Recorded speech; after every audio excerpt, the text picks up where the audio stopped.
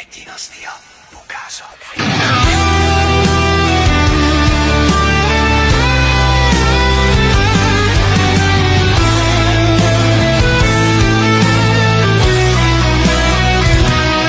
Árnyék borult a kis hazánkra rég, hol egykor büszke népre nézett le az ég.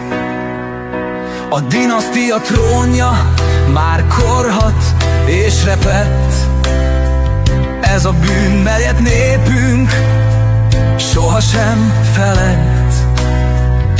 Egy állampárt uralma szegénységben tartott, míg a vén Tisza ekkor még békésen habzott.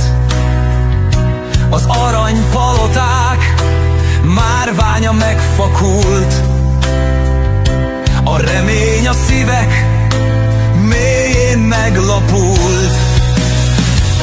A dinasztia elbukik, a harangok már hangosak, itt az idő, keményen dolgoznak azok a vasfogak.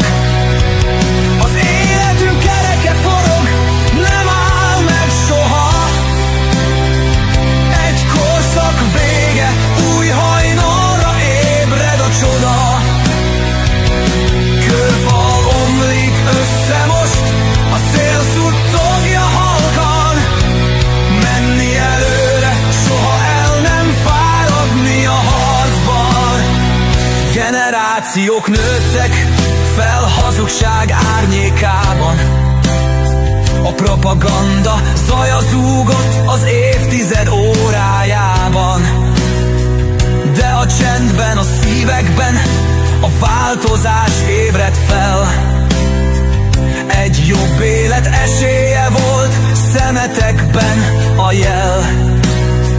Mint királyi udvaron a fényűzés bűnei, ez fogja az egyszerű nép tettét fűteni.